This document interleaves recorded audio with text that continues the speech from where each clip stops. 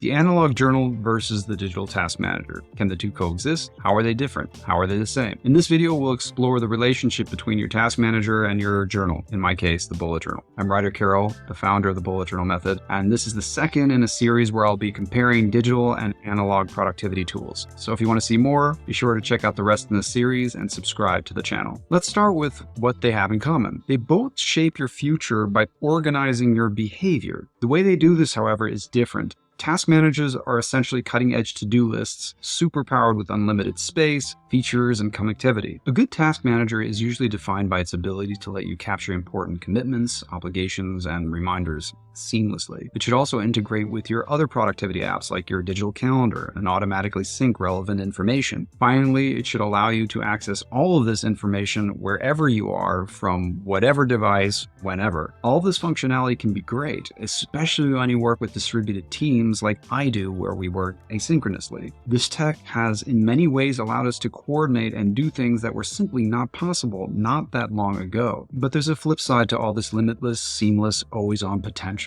Much of it is simply lost on us. Why? We are not seamless. We are not limitless. We are not always on. Because we now have technology that holds the promise of infinite productivity, it becomes easy to forget that we live on a very finite timeline. Every task chips away at that timeline. We often mistake convenience for efficiency. When tech becomes too convenient, too automated, there comes a tipping point where we can go from getting things done to simply generating more and more things to do. We then become reliant on these task managers for managing this endless stream of busy work that devours much of our timeline. As the saying goes, life is what happens while we're busy making other plans. That's why I take a different approach, especially when it comes to organizing my own life. I use pen and paper. Now you may be thinking, Ryder, what about all these features? And isn't all that a lot of work? And you're right. Yes, you lose most of these features, and for sure it's more work. But to me, this is a feature and not a bug. It really depends on what you value more. Quantity of your work or the quality of your life. Just because things can be done doesn't mean they need to be done.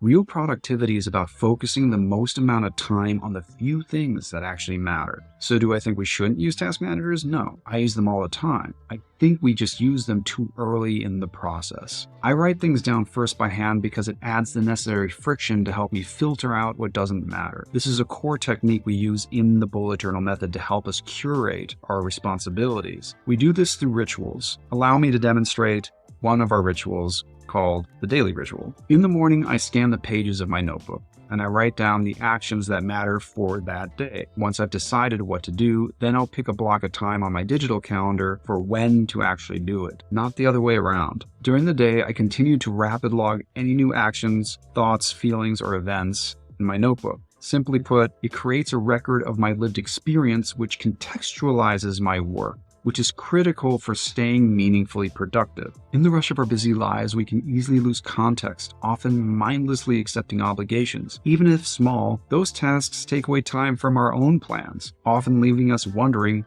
where all our time went. What's harder to notice is when we steal away our own time, which happens when we try to fit in tasks that our old self has assigned to us, instead of thinking, is this action actually still worth my time? So at the end of the day, I reflect and refine my daily log. I see what I've done, what I've taken on, what I can delegate, what I still need to do, and what needs a new home. It's shocking how much of this information that seemed so important just a few hours ago simply becomes irrelevant by the end of the day. Bullet journaling turns off your autopilot through handwritten rituals. These rituals provide the presence of mind to create that critical distinction between what we can do versus what actually needs to be done on a daily, weekly, and monthly basis. In this way, it filters out a lot of the productivity noise. Even the term task manager frames all effort as a burden. Yes, there are plenty of things we don't want to do, things that don't inspire us, but I have no interest in living my life as a never-ending list of chores and obligations. Instead of focusing on task management, we want to focus on conscious creation. What do I mean by that? I started off by saying that what these two tools have in common is that they create our future. How? We forget that every action we assign ourselves is a potential experience waiting to be born.